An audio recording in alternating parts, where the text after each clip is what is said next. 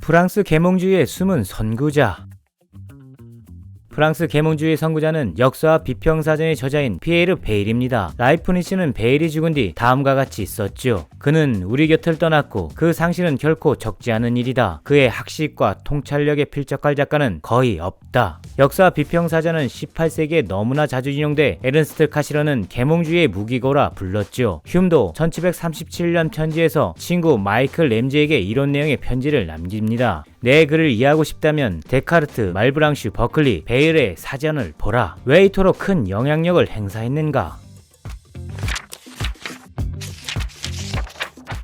피에르 베일은 1647년 11월 18일 프랑스 남부의 칼라 베일에서 태어납니다. 개신교 위그노의 성지죠. 칼라 베일이란 지명도 피에르 베일의 이름을 따 바꿨고 오늘날 베일의 박물관은 유명합니다. 아버지 장은 칼라의 목사였죠. 베일의 어머니도 좋은 집안 출신이었으나 부자는 아니었습니다. 베일에게는 형 야콥과 동생 조셉이 있었는데 풍요롭지 못했기에 작은 형이 학업을 마칠 때까지 베일은 기다려야 했죠. 20세가 될 때까지 정식 교육을 받지 못하다가 피로렌스 대학에서 겨우 교육을 받았습니다. 그런데 어렵게 들어간 개신교 아카데미는 지루했습니다. 로마의 영웅감을 담은 플루타르코스와 지성인의 세미한 감성을 피력한 몽테린을 탐독하며 학교 생활의 먹먹함을 달랬죠. 독서로 아파테이아의 기술을 스스로 익힌 것입니다. 회의주의 전략이죠. 다행히 학문에 욕심이 강했던 베일은 프랑스 최고의 학교 중 하나인 툴루즈에 있는 예수의 대학에 입학합니다. 21세에 등록했고 그 후 곧 가톨릭으로 개종했는데 강요는 아니었습니다. 당시 툴루즈 대학엔 개신교 학생들이 많았으니까요. 그러나 종교적 회의를 느낀 베일은 학업을 마친 지 며칠 만에 가톨릭 신학을 포기해 버립니다. 처벌을 받고는 제네바로 도망치죠. 1675년 28세가 된 베일은 조심스럽게 프랑스로 들어와 스당의 개신교 아카데미 철학 교수직을 맡습니다. 자리를 잡은 듯 했으나 교수직은 안정적이지 못했죠. 왜인가? 1598년부터 종교의 자유를 보장했던 낭트 칙령이 개신교를 박해하기 위한 전략으로 스멀스멀 폐기의 수순을 밟고 있었기 때문입니다. 그 일환으로 개신교 아카데미는 폐쇄되었죠. 베일은 겨우 잡은 직장을 잃었습니다. 게다가 형 야콥이 투옥되고 베일의 저작들은 불태워집니다. 얼마 지나지 않아 아버지도 죽고 형 야콥도 감옥에서 세상을 떠났죠. 베일은 절망에 빠집니다. 탁월한 인간은 죄다 그렇듯 위기의 순간에 베일은 세계의 심층과 존재의 심연에 대해 전착합니다. 그리고 더 과감하게 제 존재를 증명해 가지요. 문화 비평전원을 창간하고 1684년부터 1687년까지 거의 혼자서 편집과 저술에 몰두합니다. 이 잡지는 세상의 모든 입장을 옹호했죠. 베일은 독실한 칼뱅주의자에서 급진화한 스피너주의자였다가 무신론자라는 평까지 받습니다. 자존심 강하고 카멜레온 같은 자충우동의 낭만적 프랑스인이었지요. 베일은 또 다른 도전을 시행합니다. 사상의 자유가 깊은 네덜란드 노테르담으로 간 것이죠. 노테르담의 철학자라는 별명을 얻을 정도로 명성을 쌓아갑니다. 다만 일자리가 마땅치 않아 재정적으로 어려웠습니다. 그러나 베일은 시간이 많아 글을 쓸 여유가 있다고 긍정하고는 죽을 힘을 다해 작품을 남깁니다. 그 결과물이 계몽주의 변기창으로 불리게 한 역사비평 사전이지요. 600만 단어로 구성된 방대한 책으로 사전의 각 페이지 상단에는 고대 및 현대 작가를 다루는 주제를 알파벳 순으로 정리해 놓았고 비판적 설명과 주석들로 붙인 특이한 구성입니다. 외설적인 이야기, 우스꽝스러운 일화, 위장된 대화와 소수 작가들의 끝없는 인용문도 있지요. 교양을 높이기 위한 잡학 사전입니다. 책은 상업적으로 성공합니다만 비난도 많았습니다. 베일의 마지막 5년은 이 비난에 맞서 글을 쓰는데 소비되었죠. 이 살벌한 사상적 전투가 베일을 키워 프랑스 하면 떠오르는 단어 똘레랑스의 실질적 예시를 주저합니다. 베일이 천착한 똘레랑스는 볼테레와 흉, 루소와 칸트에 이르기까지 후속 계몽주의 철학자들에게 막대한 영향을 미쳤죠. 계몽주의의 출발입니다. 다만 베일의 관용론은 로크의 관용론과는 다릅니다. 어떻게 다른가? 로크에게 관용의 목적은 사유재산 보호입니다. 국가 정치적 차원에서 내전을 막기 위한 수단인 셈이죠. 세속적 관용이라 부를 수 있습니다. 때문에 영국 성공회만 인정하고 무신론자와 카톨릭은 배제했습니다. 반면 베일은 종교적 이단을 중립화시켜 세계를 지배하는 최상의 원리까지 혁신하는 관용의 원칙을 수립했죠. 이를 위해 신성모독이라는 개념을 제거합니다. 베일이 카톨릭과 칼뱅주의에 동시에 탄압받은 이유죠. 베일은 프랑스에서 가톨릭을 탄압받았고 네덜란드에선 칼뱅주의자들에게 탄압받았습니다. 종교 탄압을 가톨릭적인 것이라 믿고 있는 상식과는 달리 개신교의 탄압 또한 만만치 않았지요. 예컨대 1672년 루이 14세의 네덜란드 진공 뒤 자유의 나라 네덜란드는 불관용의 나라가 되었고 그 피해로 스피노자는 추방자의 생을 살 수밖에 없었습니다. 그들의 명분은 분파된 종교관이 혼란을 일으킨다는 것이었죠. 이에 대해 베일은 다음과 같이 비판합니다. 모든 혼란은 관용에서 오는 것이 아니라 불관용에서 온다. 베일의 문제의식은 신정론입니다. 디아디시라고 부르죠. 신 데오스와 정의 디케의 합성어로 세상에 존재하는 악과 고통의 문제에 대해 야훼의 선함을 변호하려는 시도를 가리킵니다. 신이론이라고도 하는데 핵심 질문은 이것입니다. 하나님이 존재하는데 어떻게 악이 존재하는가? 두 가지 견해로 나뉩니다. 첫째, 오르게네스와 아퀴나스의 입장으로 악의 원인은 피조물의 자유를 남용한 결과입니다. 부조화인 것이지요. 둘째, 라이프니츠의 입장입니다. 세상은 모든 가능한 세계의 최선이라고 본 그는 악이란 전체의 아름다움과 조화를 돋보이도록 마치 그림자처럼 필연적 요소라 보았지요. 반면 베일은 악의 문제에 대해 단순 명료한 답안을 제시합니다. 악의 문제에 해결책은 없다.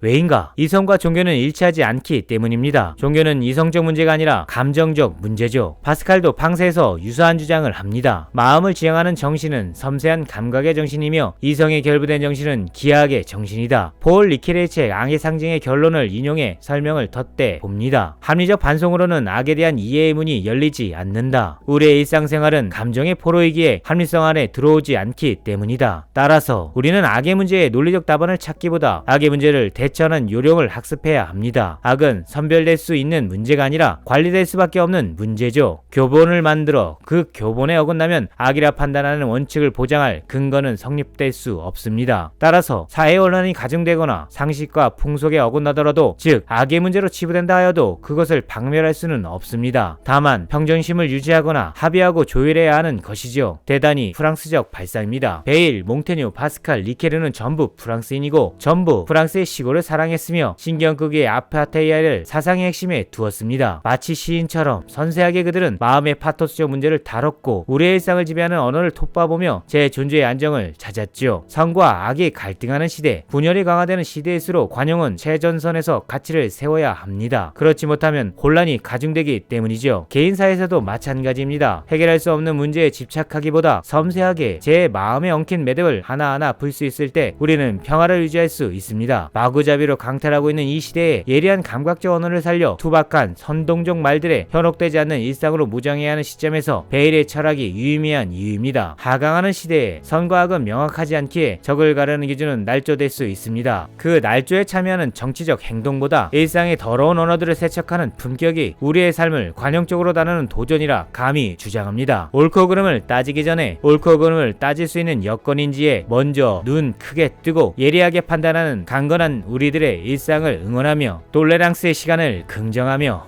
안녕.